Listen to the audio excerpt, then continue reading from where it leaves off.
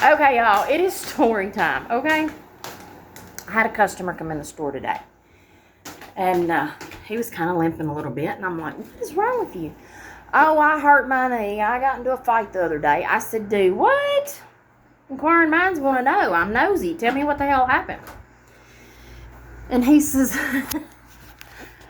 I whooped this guy's ass, and in the process, I hurt my knee. I said, no. Shanna wants the whole story, okay? This is Paul Harvey. Give us the rest of the story. So then, he proceeds to tell me that he went to the Dollar Tree, and this happened in Humboldt, Tennessee, by the way. And it was within the past couple of days. But he went into the Dollar Tree, and he saw a young man standing at the edge of the building. When he pulled up, he said, I didn't think nothing about it. I thought he was there waiting on somebody that was in the store shopping. When I come out, he says, give me your money. He said, son, I ain't got no money. You think if I had money, I'd be shopping at a damn Dollar Tree? You need to go home. He says, then the guy reached behind. I know you can't see me and I'm moving my arm. But he reached behind him and he pulled out a golf club. He says, I'm not kidding. I want your money. He says, well, you're not listening to me. I don't have anything to give you, and if I did, I damn sure wouldn't give it to you. He said, so then the guy picks the golf club up, and he's holding it. Ah, damn microwave. So he's holding it,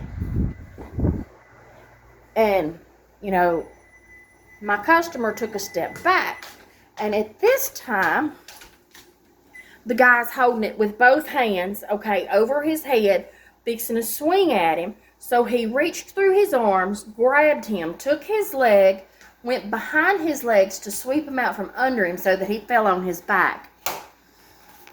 Held him down and beat the hell out of him. He said, I hit him 4 or 5 times before I realized how many times I'd hit him.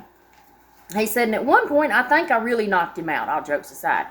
He said, and he started coming to about the time this other man and this other woman started coming out of the store. He said, and this man said, hey, what's going on here? He said, this man just tried to rob me. And he was like, well, hit him again. And he's like, no, I'm done with him. So the woman pulls her phone out, and she's like, well, I'm going to call the police. And the young man laying on the ground is like, no, please don't. I'm sorry. I didn't mean to do this. I didn't hurt you. You've done, let me go. He said, so I got up and I let him go and he ran off.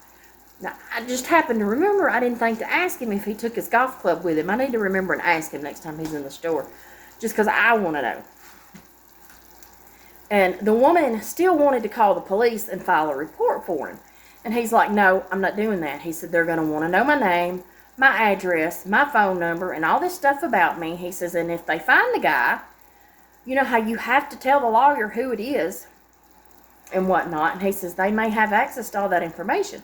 He said, I don't want him getting 3 or 4 of his buddies and coming and to retaliate at my house in the middle of the night. He said, I'm not doing all that. He says, he tried to rob me. He didn't get nothing. I beat the hell out of him. I think he learned his lesson today. So he went on about his merry way.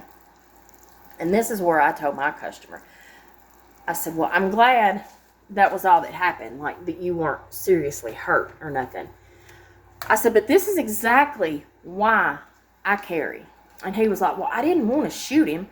I said, I didn't say that. First of all, you would have been in the right because you would have been self-defense calls 100%. I said, but second of all, the way it sounds to me, you could have pulled your firearm out, pointed it at him, and he probably would have shit his pants before he had time to turn around and hightail it the other direction. But then if you drew your weapon, yes, you would have to call to file a report. But y'all, all jokes aside, like that's why me being a single woman on my own at this time, I carry. Matter of fact, I am going tomorrow to take that and renew my CCW permit. But you never know what's going to happen. And here's the thing. If you don't like firearms, don't carry one. If you're not comfortable with it and you want to be comfortable, go to the range. Get somebody to teach you. You can shoot different firearms till you find one that you're comfortable with. Or if you have friends that have it, you can do that too. But always stay aware of your surroundings. And ladies especially, Stay off your damn phone. Put it in your pocket. Put it in your purse when you were going to and from a store to your car. Like, keep your head on a damn swivel and constantly look around you. But anyway, I'm glad everything turned out okay, and I hope y'all have a good evening.